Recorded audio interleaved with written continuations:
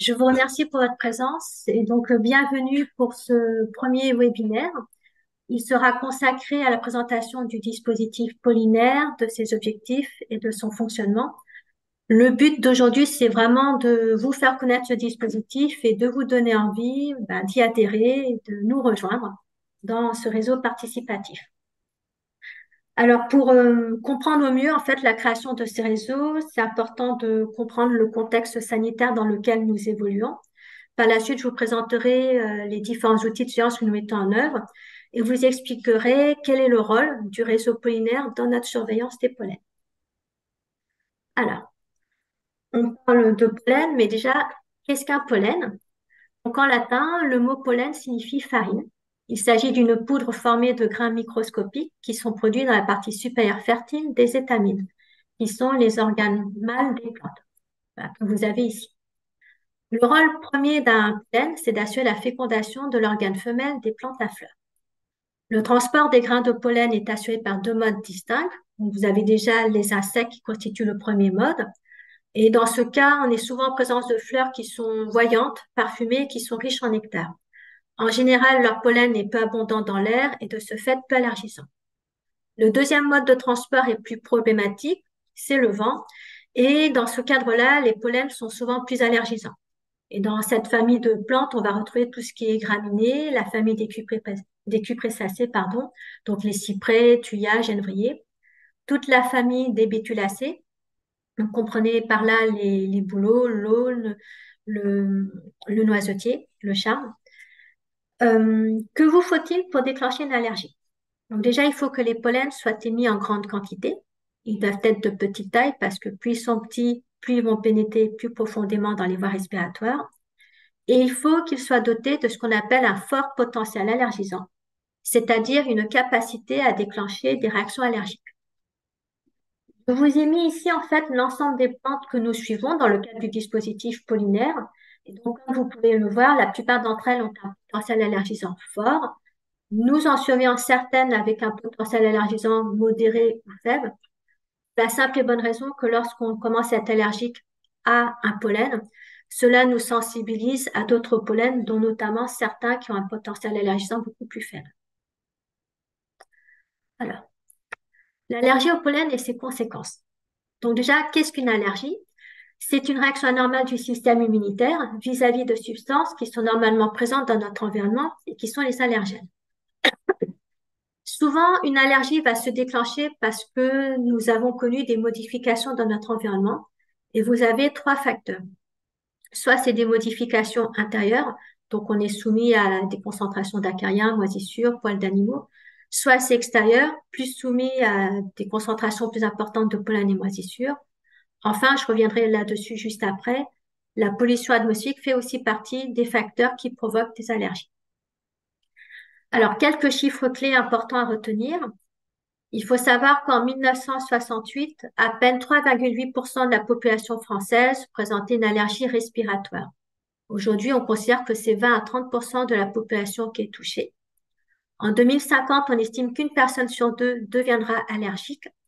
Et c'est la raison pour laquelle l'Organisation mondiale de la santé a décidé de classer l'allergie respiratoire au quatrième rang des maladies chroniques dans le monde. L'allergie au pollen est donc inclue dans les allergies respiratoires. Il faut savoir que sur les 20 à 30% de la population touchée par une allergie respiratoire, 50% en fait sont liés aux allergies au pollen, 10% aux moisissures. Cela fait que l'allergie au pollen est devenue un enjeu de santé publique puisqu'elle provoque des conjonctivites, des rhinites, on peut aller jusqu'à l'asthme, on peut même voir de l'eczéma apparaître. Elle touche une population de plus en plus jeune en période d'activité scolaire et professionnelle. Elle a également un fort impact socio-économique puisque d'une part, il y a une altération de la qualité de vie.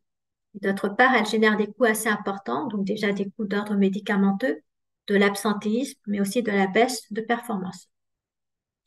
Enfin, on le dit peut-être pas suffisamment, mais il faut savoir qu'un patient allergique au pollen a un risque de l'ordre de 55% d'être ou de devenir allergique à certains fruits ou légumes. Alors, comme j'ai eu pas mal d'interrogations sur les réactions croisées pollen-aliments, j'ai souhaité vous en parler un tout petit peu sans rentrer plus dans les détails. Voilà, il faut savoir que la survenue d'allergies alimentaires associées à une pollinose, c'est-à-dire une allergie au pollen, a été reconnue en France il y a une trentaine d'années. La première description de cette association date de 1982. Elle a été réalisée par des auteurs scandinaves qui ont étudié la pollinose au boulot. Et en fait, ils ont pu constater au cours de cette étude que 20 à 33% de la population des pays européens présentait une allergie au pollen de bouleau et de graminées. Ils ont ainsi pu mettre en évidence une sensibilisation concomitante aux fruits et légumes chez 34 à 70% des sujets allergiques au pollen de bouleau, ce qui représente à peu près 7 à 15% de la population générale touchée par une sensibilisation croisée entre pollen de bouleau et allergie alimentaire. Ce qu'ils ont pu constater aussi, c'est que bien souvent, la pollinose va précéder l'allergie alimentaire. Donc, qu'est-ce que l'allergie pollen-aliment, ce qu'on appelle également le syndrome d'allergie orale? C'est une réaction allergique aux fruits frais, aux légumes et aux noix qui va se produire chez des personnes qui présentent déjà une allergie au pollen. Les principaux symptômes touchent la sphère orale, c'est pour ça qu'on appelle l'allergie pollen-aliment le syndrome d'allergie orale. Vous allez avoir des picotements sur la langue, des démangeaisons dans la gorge, gonflement des lèvres, et parfois on peut avoir une éruption cutanée autour de la bouche. Comment s'opère la réaction allergique? En fait, elle survient de façon assez immédiate après avoir consommé des fruits frais ou des légumes crus, et parfois même s'ils sont cuits. En fait, ce qui se passe, c'est que vous avez certains fruits, certains légumes et certaines noix qui contiennent des protéines qui sont semblables à celles que l'on veut retrouver dans différents types de pollen. Et lorsque les anticorps propres au pollen vont rentrer en contact avec un aliment qui présente des protéines similaires à celles des pollens au niveau de la muqueuse orale, elles vont activer en fait une libération de certains médiateurs inflammatoires qui sont responsables de symptômes d'allergie. Je vous ai mis ici les associations pollen-aliments qu'on rencontre le plus souvent. Et comme on peut le constater, en fait, c'est surtout avec le pollen de bouleau qu'on retrouve le plus de réactions croisées avec des aliments. Donc, quand on a une allergie au pollen de bouleau, on peut déclencher par la suite des allergies aux abricots, aux nectarines, aux céleri, pommes, poires, oranges, litchis, même tomates. Pour les personnes qui sont allergiques au pollen de graminées, on peut déclencher par la suite des réactions allergiques à l'arachide, farine de blé, melon, poivron, tomate. Alors, comme je vous ai expliqué juste avant, depuis 1968, on a pu constater une augmentation du nombre de personnes allergiques. Et peut-être que ce qui peut déjà expliquer cette augmentation, c'est la pollution atmosphérique. Donc, je ne vais pas vous le cacher, mais la pollution atmosphérique aggrave en fait les allergies au pollen. Alors, comment ça se passe? Il faut savoir que la pollution va stresser la plante et en réponse, elle va augmenter sa quantité d'allergènes dans les grains de pollen.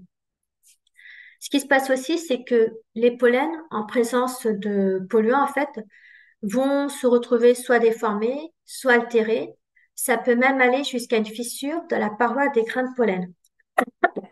Ce qui se passe, c'est que lorsque les pollens commencent à se fissurer, il va se dégager en fait un aérosol de particules beaucoup plus petites ou d'allergènes beaucoup plus petits. Et en fait, tout cela va se retrouver dans l'environnement intérieur et comme c'est beaucoup plus petit, ça pénètre plus facilement dans les voies respiratoires. On a pu également constater que certains polluants chimiques sont capables de déformer et de modifier la structure des protéines des pollens et les rendant ainsi beaucoup plus allergisants. On a pu également remarquer que certains pollens peuvent se fixer plutôt sur certaines particules fines comme je vais y arriver, les carbones suites. Et donc, ça va augmenter leur potentiel allergisant. Donc, ce qui se passe, c'est qu'on a pu constater que les muqueuses sont affaiblies par la pollution. Parce qu'il faut savoir que les particules fines qui sont inhalées dans l'air ambiant vont irriter les muqueuses respiratoires et oculaires. Elles vont ainsi rendre les voies respiratoires beaucoup plus sensibles et moins défensives, et donc les pollens vont pénétrer plus facilement dans l'organisme. Et donc, ce qui se passe, c'est qu'on a pu constater que la sensibilité des individus au pollen va augmenter lors des pics de pollution. Là, j'ai voulu vous montrer un petit exemple assez concret de l'effet de la pollution atmosphérique sur un pollen. Donc, là, vous voyez un pollen de bouleau à la campagne. Donc, comme vous pouvez voir, il est quand même assez rond. est assez bien fait. Il a ce qu'on appelle ici des petits pores. Là, vous avez le même pollen de bouleau en ville. Et comme vous pouvez le constater, il y a plusieurs choses qui se sont fixées sur sa paroi, donc des petites particules, des petits fragments. Et le problème, c'est que comme vous pouvez le voir, le pollen est beaucoup plus gonflé. Il présente des petites déformations au niveau de sa paroi. Cela peut aller jusqu'à l'éclatement et donc on va avoir des fragments de pollen avec un potentiel allergisant beaucoup plus important. Euh, une, un des éléments aussi qui peut expliquer l'augmentation des concentrations de pollen dans l'air est lié au changement climatique, mais plus exactement au dioxyde de carbone. Donc, je vais vous faire un petit rappel sur ce qu'est le dioxyde de carbone. Alors, le dioxyde de carbone, on l'appelle également gaz carbonique. Il s'agit d'un gaz incolore, inerte et non toxique. Il est naturellement présent dans l'atmosphère et il joue un rôle primordial dans le cycle du carbone sur Terre. Il faut savoir qu'une très large proportion du carbone est dissoute et stockée dans nos océans et c'est ce qu'on appelle des puits de carbone. Pour rappel, les êtres vivants transforment l'oxygène en dioxyde de carbone par respiration. Les plantes utilisent le dioxyde de carbone pour la photosynthèse et le transforment en composés organiques et en oxygène. Alors, j'ai une remarque importante à préciser, c'est qu'il faut savoir que la législation française ne considère pas le gaz carbonique comme un polluant. Ça veut donc dire qu'elle ne va pas fixer de limite. La raison est simple, c'est qu'il est simplement présent à l'état naturel et qu'il participe au cycle du carbone sur Terre. Cependant, c'est quand même important de rappeler qu'il est le principal gaz à effet de serre à l'état naturel avec la vapeur d'eau. Ça veut donc dire qu'il participe au réchauffement climatique. Et sa durée de vie dans l'atmosphère est d'environ 100 ans. Des études ont été menées et aujourd'hui, on a pu montrer que l'augmentation de dioxyde de carbone dans l'atmosphère va entraîner plusieurs choses. Tout d'abord, elle va simuler une croissance de la plante, ce qui va entraîner une augmentation de la quantité des pollens émis par la plante et du coup entraîner une aggravation des risques allergiques chez l'homme. Selon l'Organisation météorologique mondiale, on a pu constater que la concentration en gaz carbonique est 46% plus élevée qu'à l'époque industrielle. C'est ce que vous voyez ici dans ce graphe. Donc, vous pouvez constater que de 1750 jusqu'à 1890, on avait une évolution assez progressive des concentrations de dioxyde de carbone. À partir de 1950, donc un petit peu après la Seconde Guerre mondiale, ce qu'on constate, c'est qu'il y a une forte augmentation, voire même une augmentation assez exponentielle de concentration de dioxyde de carbone. Des travaux scientifiques ont été menés en laboratoire et ils ont malheureusement montré que la production de pollen est augmentée de 61% dans des atmosphères qui sont enrichies en dioxyde de carbone par rapport au dioxyde de carbone déjà présent dans l'air ambiant. Donc, tout cela nous emmène du coup au changement climatique et à ses effets également sur l'augmentation des concentrations de pollen. Alors, ne paniquez pas en voyant ces petits graphes. On va essayer d'expliquer les choses le plus simplement possible. Donc, je vais déjà vous donner deux définitions importantes.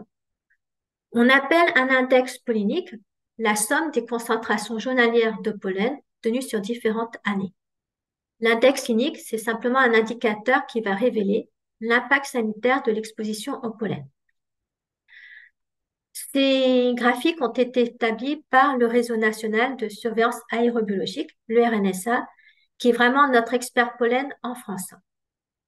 Ce qu'ils ont fait, c'est qu'ils ont simplement pris les concentrations de civils de France, qu'ils ont mis en commun, et ils ont souhaité corréler la concentration de pollen de bouleau avec les températures. Donc, c'est ce que vous avez sur ce graphe-là. Donc, en bleu, vous avez la somme des concentrations de pollen de l'ensemble des civils qui ont participé à l'étude et la température moyenne qui est observée donc de 1989 jusqu'à 2020 à peu près. Ce qu'il faut dire sur ce graphe, c'est qu'on constate qu'il y a une vraie corrélation entre augmentation des températures et augmentation des concentrations de pollen de bouleau dans l'air. On a également pu constater, donc déjà, les concentrations de pollen de bouleau n'ont cessé d'augmenter, mais qu'en plus, le nombre de jours avec un risque allergique d'exposition au pollen de bouleau, donc supérieur à 3, il faut savoir que ça correspond au niveau moyen du risque allergique, est en augmentation également depuis 1987. Donc, c'est ce que vous voyez ici. Et enfin, ce qu'on a pu constater, c'est que l'index inique est en fait renseigné par des médecins allergologues qui reçoivent chaque semaine de la part du RNSA un petit bulletin à compléter dans lequel ils indiquent les symptômes qu'ils observent chez leurs patients qu'ils suivent et qu'ils notent suivant un système de notation de gravité. Donc tout cela vous montre que depuis 2006, année de création de cet index clinique, on a quand même une augmentation de l'index clinique, donc des symptômes allergiques, qui semble corréler avec l'augmentation des concentrations de pollen de boulot. Donc c'est ce que je vous ai résumé ici. L'augmentation de la quantité de pollen de bouleau, mais pas que de bouleau du coup, entraîne l'augmentation du nombre de jours avec un risque allergique élevé. Cela occasionne donc une augmentation de l'index clinique, donc des symptômes allergiques. Donc tout cela, déjà, le réchauffement climatique semble expliquer également l'augmentation des concentrations de pollen. Alors, comme vous avez pu le voir, hein, je pense avec ces dernières années, on a des étés de plus en plus chauds, également de plus en plus secs. Je vous ai mis ici en fait un graphe réalisé par Météo France qui nous indique en fait que l'année 2022 a été l'année la plus chaude jamais enregistrée en France depuis le début du XXe siècle. Il faut savoir que la température moyenne de 2022 a atteint 14,5 degrés et a battu le précédent record de 2020 qui était déjà de 14 degrés.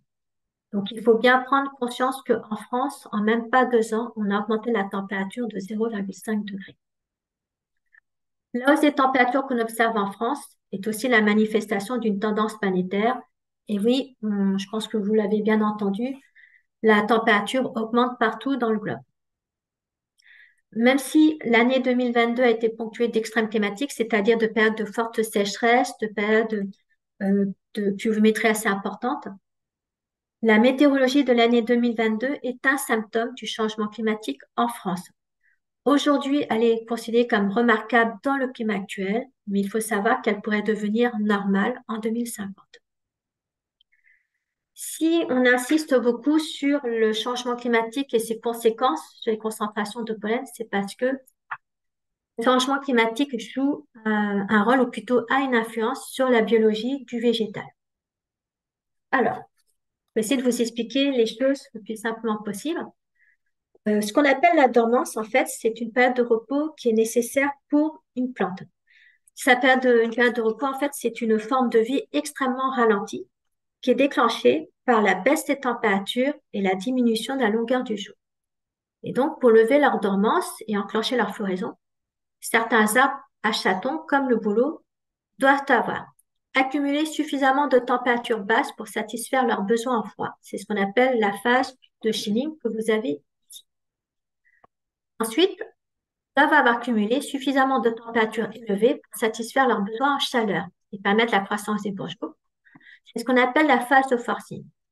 Et ce que vous voyez dans cette illustration, c'est que normalement, phase de chilling et phase de forcing ont la même durée. Ce qu'on a pu constater jusqu'en 2022, c'est que le changement climatique semble avoir allongé un petit peu la période de chilling. Donc, vous voyez ici, voilà, elle s'est un petit peu allongée parce que les fins d'automne, les hivers, les débuts de printemps étaient beaucoup plus doux. C'est-à-dire, en fait, allonger la période de chilling, c'est qu'il faut davantage de temps pour cumuler suffisamment de température froide. Mais la période de forcing, c'est-à-dire la période d'accumulation de température chaude, est réduite, parce que l'accumulation de chaleur se fait rapidement. Et cela a engendré jusque 2002-2004, à peu de choses près, une certaine précocité de la floraison et de la pollinisation des arbres. Et ce que l'on constate, donc que vous voyez également sur ce graphe ici, c'est que depuis 2003, en fait, on a des hivers de plus en plus cléments. Et donc, ce qui se passe, c'est que comme les automnes, les débuts d'hiver sont encore plus doux, les fins d'hiver, début de printemps plus frais, la phase de chilling, donc la nécessité d'accumuler des températures froides, s'est allongée au point de retarder la phase de forcing.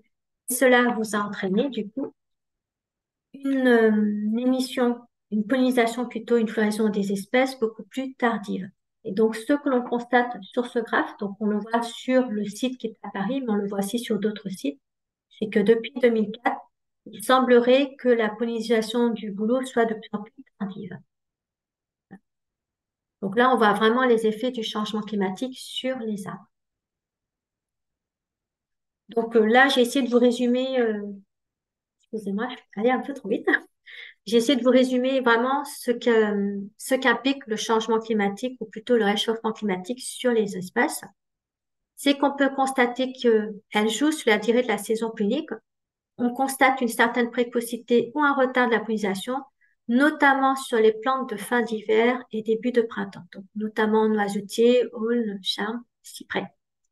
On constate également un allongement de la saison pollinique. En général, on observait au départ les premières émissions de pollen vers la fin janvier, mi-février. Ça se terminait à peu près vers la mi-septembre. Ce qu'on constate désormais, c'est que la saison pollinique semble reculer jusqu'à janvier et se terminer fin septembre, voire même mi-octobre. On constate également que le changement climatique entraîne une modification de ce qu'on appelle les aires de répartition, c'est-à-dire le déplacement de certaines espèces à pollen allergisant dans des régions qui avaient été jusque-là épargnées.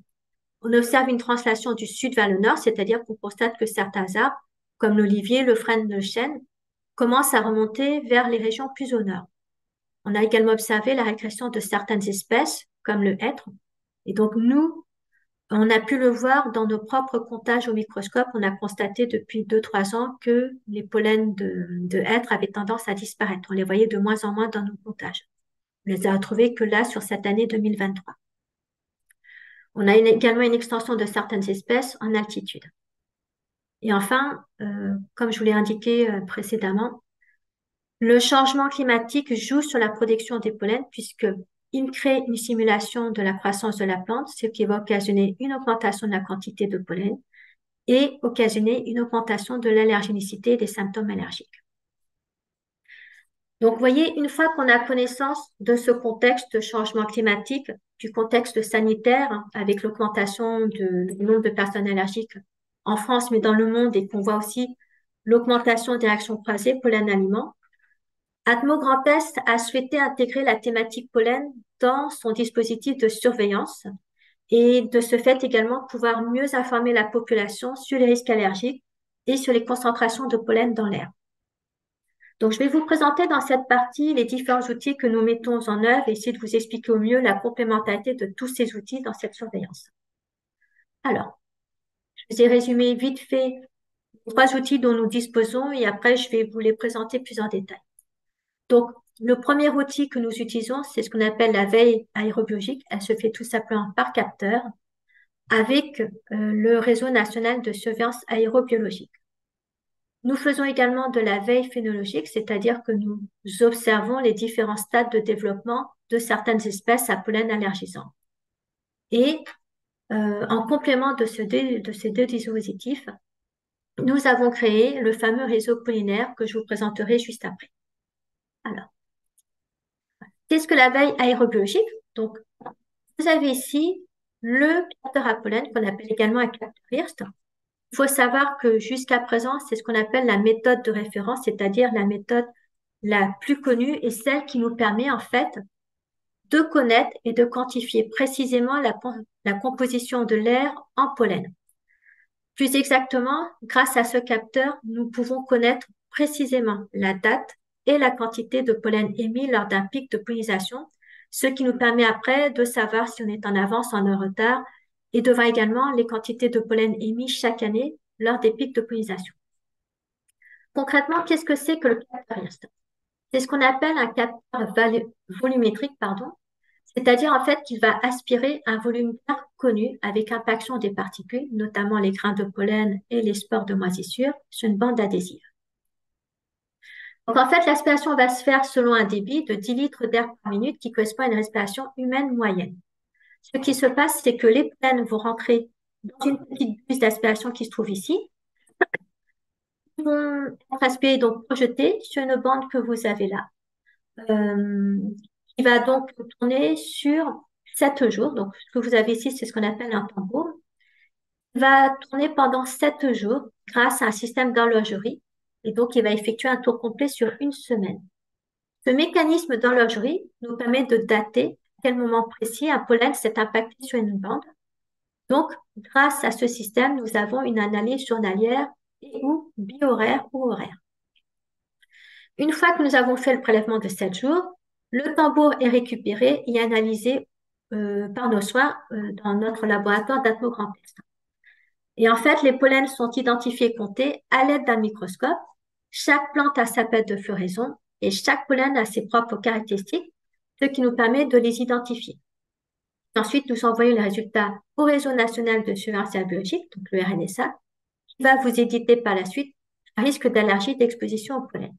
Donc, vous avez ici des grains de pollen que l'on retrouve en début de saison pollinique. Donc là, c'est les pollens d'aulne. Et ce que vous avez ici, ce sont les pollens de cupressacées.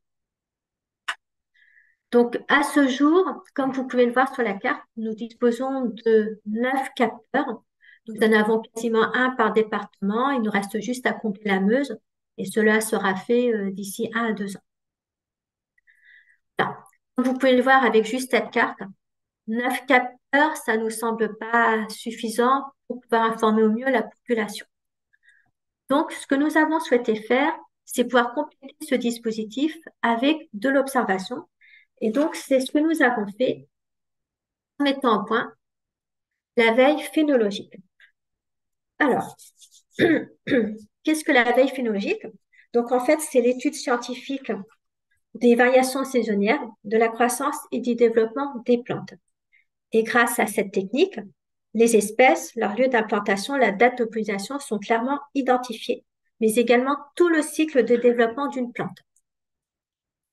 Et donc, cette veille phénologique, nous l'avons réalisée grâce à un outil qu'on appelle un pollinier. En fait, c'est un jardin d'observation de plantes à pollen allergisant.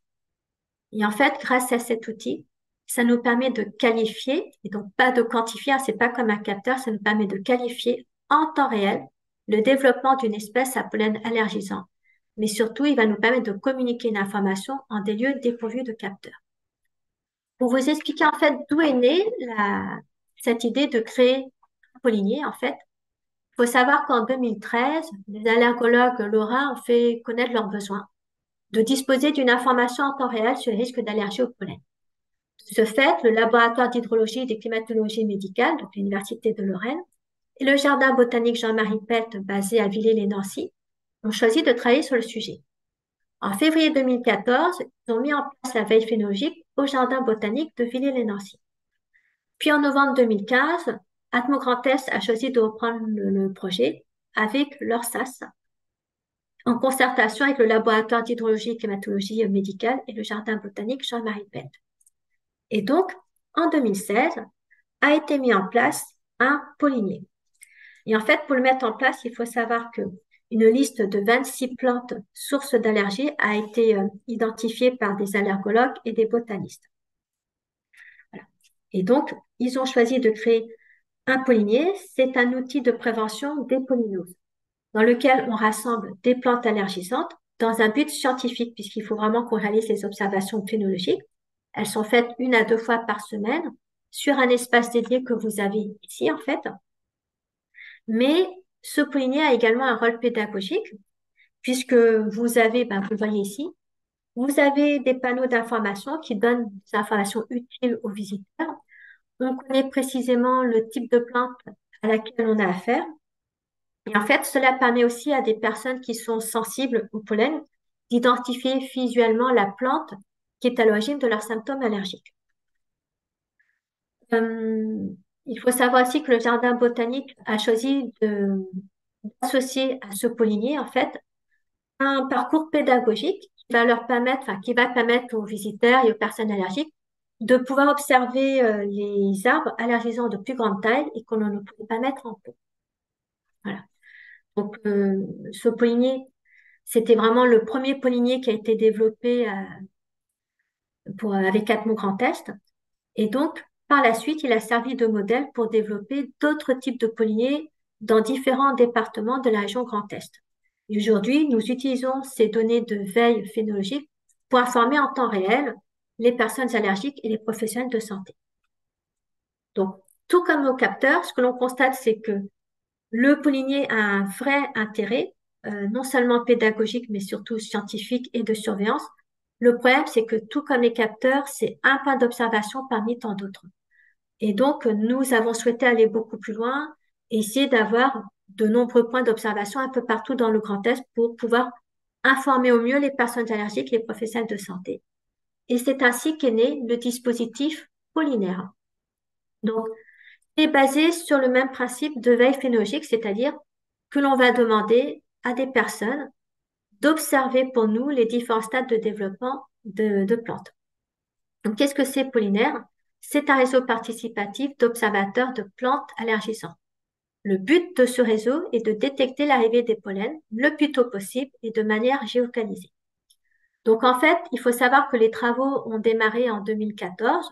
Donc, on a commencé à réfléchir sur les plantes à pollen allergisant.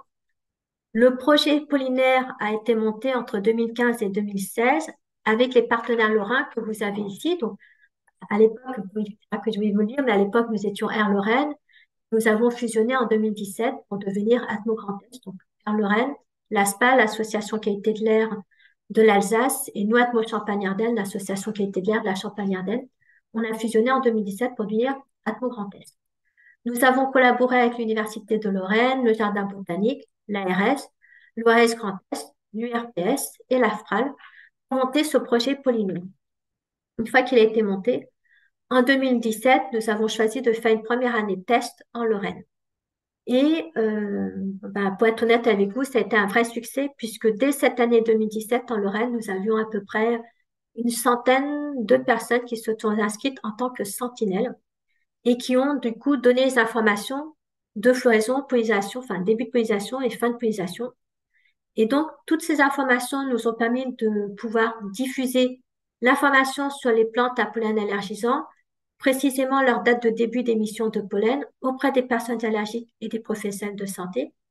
Et donc, ça a aidé les personnes allergiques à mieux vivre leurs allergies et les professionnels de santé de pouvoir mieux épauler aussi leurs patients. Et donc, fort de ce premier succès, nous avons décidé d'étendre le réseau pollinaire en 2018 aux régions Grand Est et Hauts-de-France. Ensuite, nous avons fait le lancement en Corse en 2020, puis en 2021. L'Île-de-France nous a rejoints dans le dispositif. Alors, j'ai souhaité ici vous présenter un petit peu l'ensemble des partenaires pour que vous voyez que vraiment ce projet Pollinaire a regroupé des professionnels de tout bord. Donc, nous avons, nous, Atmo Grand Est, on est plutôt experts sur la qualité de l'air. L'Observatoire régional de la santé Grand Est qui a suivi l'étude et qui a permis une évaluation de l'impact du dispositif d'alerte aux personnes sensibles, qui a aussi construit un indicateur. Nous sommes épaulés par l'Agence régionale de santé, le Jardin botanique, l'Université de Lorraine, l'Union régionale des professionnels de santé des pharmaciens, donc l'URPS, l'Association française pour la prévention des allergies, l'AFPRAL, la métropole du Grand Nancy nous avait épaulés sur ce sujet, et donc nous avons aussi un groupe SOS Senior, EHPAD Les Noisetiers. Parce que le projet Pollinaire, je vous en parlerai un petit peu plus après, mais c'est aussi un projet un peu plus humain, un projet un petit peu intergénérationnel qui nous permettait de mettre en relation des personnes âgées avec du public plus jeune et de créer vraiment ce lien intergénérationnel. Donc, concrètement, Pollinaire, qu'est-ce que c'est? Donc, comme je vous disais, c'est un réseau participatif d'observateurs de plantes à risque allergique. Le but premier de Pollinaire, enfin du réseau participatif, c'est d'observer les plantes allergisantes, mais d'observer plus précisément trois stades: la floraison, le début de pollinisation et la fin de pollinisation.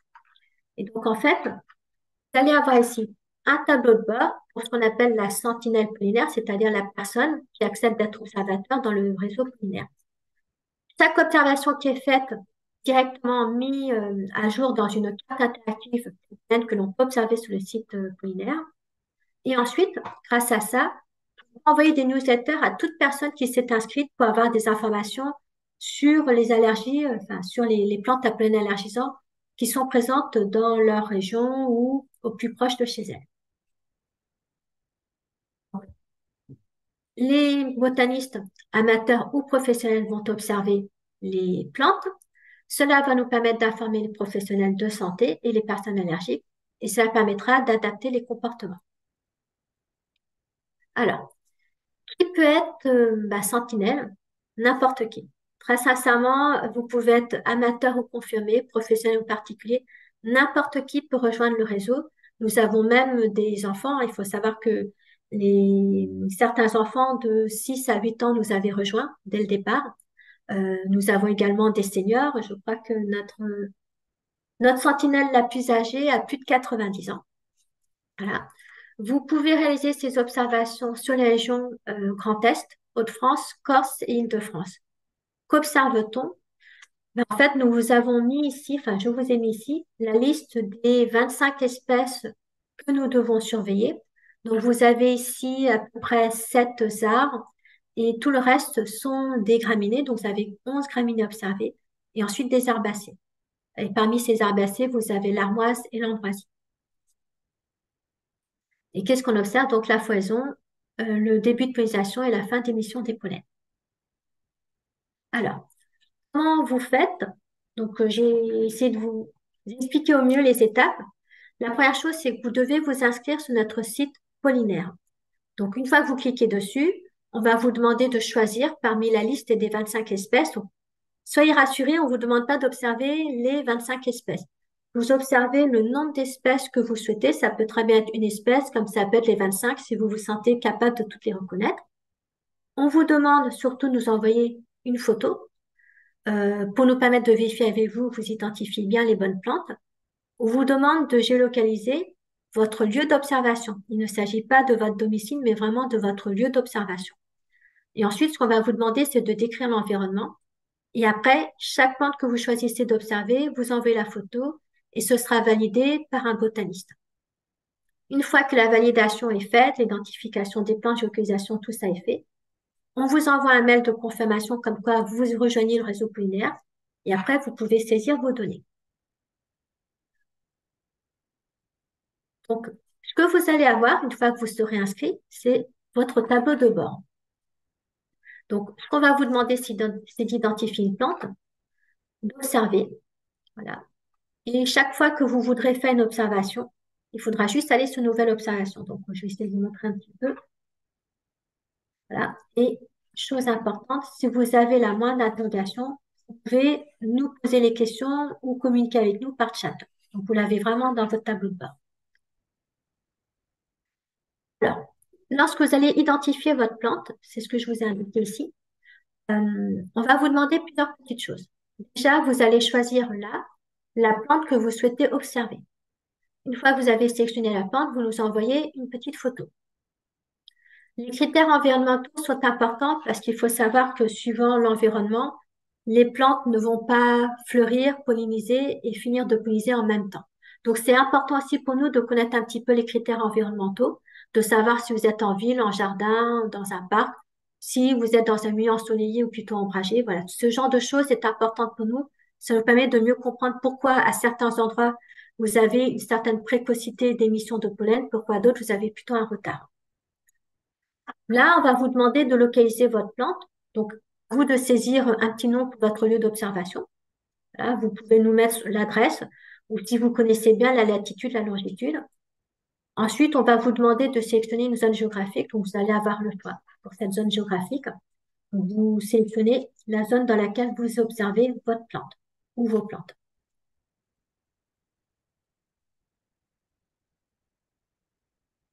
Excusez-moi, ça part un peu vite. Voilà. Une fois que vous avez identifié votre plante, comme je vous ai dit, elle sera validée par le réseau pollinaire, enfin par les botanistes de pollinaire. Vous recevrez un mail de confirmation comme quoi vous pouvez débuter vos observations. Et après là, tout ce que vous aurez à faire, c'est juste sélectionner la plante que vous souhaitez d'observer. Là. Ensuite, vous indiquez son stade de développement. Donc, est-ce qu'elle est en floraison, en pollinisation ou en fin de pollinisation? Vous nous indiquez bien la date d'observation. Donc, c'est important d'être vraiment le plus précis possible. Voilà. On sait que des fois, on peut observer une plante puis oublier de faire l'observation, mais essayez de mettre le plus possible vraiment le jour d'observation de votre plante. Une fois que vous avez fait tout ça, vous confirmez votre observation. Voilà, c'est parti trop vite. Je suis désolée, la souris ne suit pas toujours. Donc, là, en fait, pour pouvoir vous épauler, vous allez recevoir, parce que vous deviendrez, décidez de devenir sentinelle pour nous, vous recevrez déjà un kit. Donc, dans ce kit, ce que vous allez avoir, c'est vraiment un guide de sentinelle. Donc, dans ce guide-là, vous allez avoir le descriptif des 25 espèces que nous vous proposons de suivre. Donc, vous verrez, ce descriptif est vraiment le plus clair et le plus simple possible. Et je trouve que les sentinelles s'en sortent bien parce qu'il faut savoir que nous avons à peu près 340 sentinelles dans le Grand Est et quasiment 95% des sentinelles sont des amateurs. Et on a très peu d'erreurs, ça veut donc dire qu'ils arrivent à bien utiliser le guide pour bien reconnaître les plantes. Vous allez également avoir une petite loupe de botaniste qui va vous aider à observer les pollens en fait sur les plantes. Nous vous proposons également, donc ça aussi ne vous inquiétez pas, quand vous rejoignez le dispositif pollinaire, on ne vous laisse pas en plan, c'est-à-dire que on vous accompagne, on vous propose de venir vous former soit sur nos différents polliniers implantés, soit c'est mes collègues et moi-même qui nous déplaçons et vous proposons une petite date de formation, souvent au mois de mars-avril pour les arbres et de mai jusqu'à fin juin pour les graminées et les herbacées. Sur notre site pollinaire, vous avez également un petit tutoriel qui vous explique bien comment devenir sentinelle.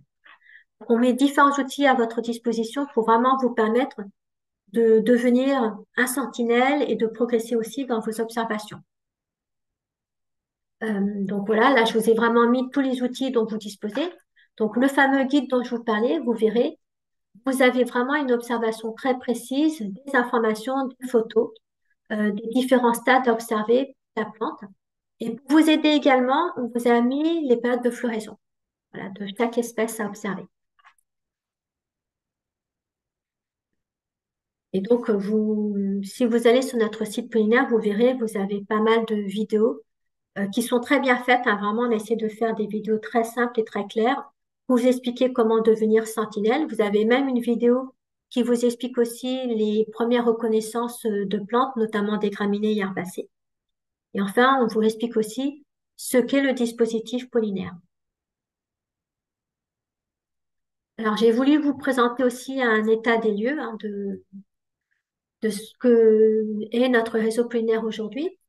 Donc, aujourd'hui, il est implanté dans 4 régions et à la fin de l'année 2022, nous étions à peu près à 1518 abonnés à la newsletter. Nous avons près de 570 sentinelles. Plus de 1225 identifications ont été réalisées et 4579 observations ont été faites. Donc, comme vous pouvez le constater, sur la région Île-de-France et Corse, on a encore très peu de sentinelles pour le moment, mais c'est parce que ça demande aussi du temps. Voilà, on essaie de mobiliser un peu plus de sentinelles sur ces régions. On essaye aussi d'étendre le dispositif au niveau national. Alors, je voulais vous montrer en fait ce graphe parce que ça me semble important que vous compreniez aussi à quoi nous sert le réseau pollinaire et comment il est intégré dans notre dispositif. Eh ben, c'est pour cela. En fait, ce que je vous ai mis ici, en espérant que ce soit le plus clair possible pour vous, c'est ce que vous avez en histogramme là, en bas plutôt. C'est le risque allergique que nous communique le réseau national de sciences allergologiques chaque semaine. Et en fait, comme vous pouvez le voir, donc là, je vous ai mis sur la période estivale pour vous montrer vraiment ce que ça donne pour les graminées.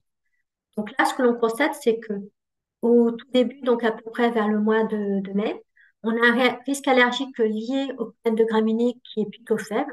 Et puis, au fur et à mesure, comme vous pouvez le constater, ça monte. Le but, c'est de comprendre pourquoi le risque allergique est fort. Et là, ce que vous voyez, c'est que c'est en lien avec les différentes espèces de graminées qui pollinisent. Parce qu'en fait, vous allez avoir des graminées qui vont se succéder tout au long de l'été. Et donc là, c'est ce qu'on a voulu vous montrer, c'est vous avez la concentration totale de pollen, donc tout pollen confondu. Et ce que l'on peut constater, c'est chaque fois que vous remarquez qu'en fait, vous avez sur la période de mai jusqu'à juillet à peu près le plus gros des concentrations de graminées, donc différentes espèces de graminées qui se succèdent, qui sont à l'origine du risque allergique moyen à fort que vous observez là.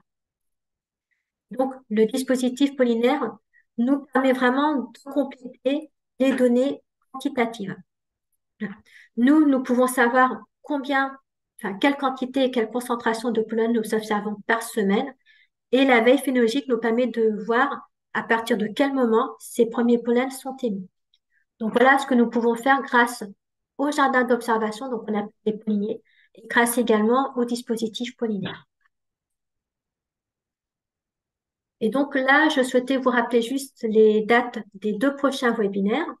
Donc le prochain webinaire se tiendra le 20 février 2024 de 11 heures à midi. Et il s'agira en fait de vous faire une première initiation à l'identification des arbres à pollen allergisants. Puis le 16 avril 2024 de 11 heures à midi, je vous proposerai une initiation pour l'identification des graminées à pollen allergisant. Donc, j'en ai fini pour la présentation et donc, si vous avez des questions, ben, je vous laisse nous les poser. Et je suis à votre disposition pour répondre à l'ensemble des questions. Alors, Anne, tu as une question. Dans les Oui. secteurs sans sentinelle, y a-t-il un intérêt pour les allergiques de s'inscrire à Pollinaire? Alors, excuse-moi, j'ai mal compris la question. En gros, quand il y a des secteurs qui n'ont pas de sentinelle pollinaire, est-ce qu'il y a un intérêt pour les personnes allergiques de s'inscrire pour Alors, recevoir les newsletters? il y a toujours un intérêt parce que bon, c'est vrai que peut-être que dans certains secteurs, on n'a peut-être pas de sentinelles, mais comme on a des sentinelles sur les secteurs limitrophes, ça nous donne quand même une information. Donc, c'est toujours intéressant de pouvoir s'inscrire parce que la personne va quand même recevoir une information via Pollinaire. Donc, déjà, elle saura à peu près sur les secteurs limitrophes ce qu'il y a comme type de pollen allergisant dans l'air. Ça lui donnera déjà une indication. Et ensuite, j'ai oublié de le préciser, mais avec nos capteurs pollen, nous diffusons également une information sur le risque allergique. Donc, la personne aura du coup deux informations, risque allergique et information sur les pollens présents juste à côté de chez elle. Bah, merci à vous. J'espère que enfin, j'ai été le plus clair possible, mais surtout que je vous ai envie de donner envie en tout cas de rejoindre ce réseau parce qu'on se rend compte que de plus en plus de personnes allergiques ont besoin d'avoir une information en temps réel.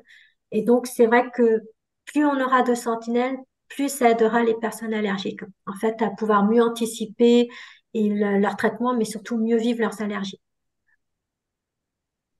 Alors, j'ai une autre question. Est-ce qu'il y a une différence entre pollinier et pollinarium? Alors, si vous voulez, c'est les deux dispositifs, donc Pollinier et Pollinarium, sont basés sur la même méthode, c'est-à-dire la veille phénologique.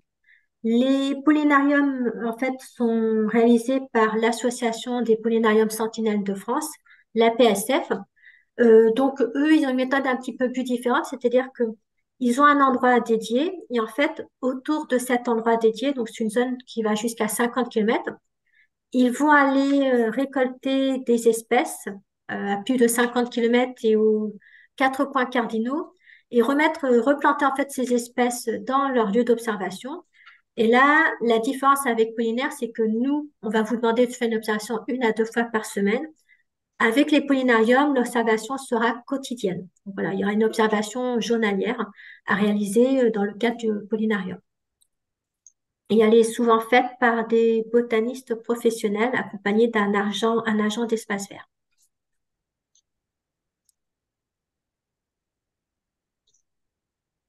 Voilà, il y avait aussi une question sur la présence de sentinelles en Haute-Marne. Est-ce que... Alors, euh, je vais être honnête avec vous, dans l'ex-région Champagne-Ardenne, ça pêche un petit peu en termes de nombre de sentinelles. Voilà. Pour être honnête avec nous, nous sommes même pas une dizaine répartis dans les quatre départements. Donc, en Haute-Marne, nous avons à peine deux sentinelles. Ok, donc d'où l'intérêt de communiquer largement sur ce dispositif et de le faire vivre, de recruter des sentinelles pour justement qu'on ait vraiment tout le territoire du Grand Est qui puisse être couvert par le dispositif. Alors, j'ai cru voir passer une autre question, mais j'ai pas le temps de bien la lire. Oui, alors il y Existe-t-il a des espèces exotiques envahissantes allergisantes en Grand Est? Alors, on a surtout l'ambroisie qui commence à monter progressivement chez nous. Donc, l'ambroisie est actuellement présente plutôt dans les départements de l'Aube, de la Haute-Marne, du Bas-Rhin et du Haut-Rhin.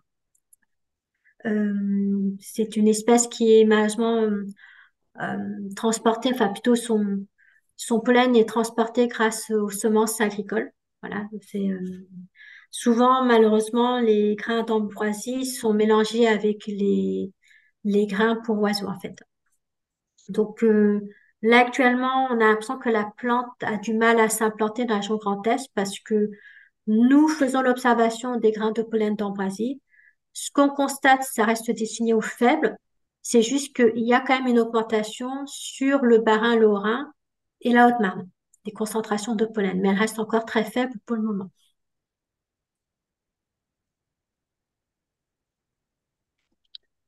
Voilà, ben du coup, si on n'a plus d'autres questions, je pense qu'on peut en rester là pour aujourd'hui. Donc, Anne a rappelé les prochaines dates hein, pour les formations. Donc, c'était les initiations du coup à l'identification des plantes à pollen allergisant.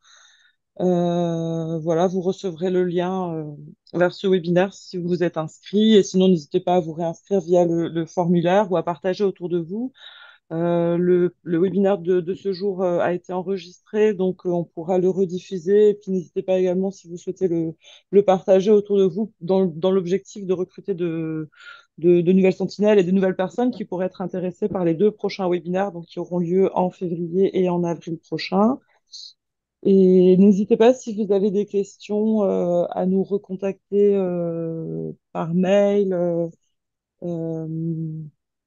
Euh, voilà, vous pouvez nous poser des questions, soit via le mail qui vous a envoyé l'adresse du webinaire, ou sinon par les contacts que vous avez au sein de voilà, les coordinateurs de CELAS. Donc moi, je suis Aurélie Gothard, ingénieure R&D santé, donc n'hésitez pas à revenir vers moi si vous avez des questions, ou vers Anne, voilà.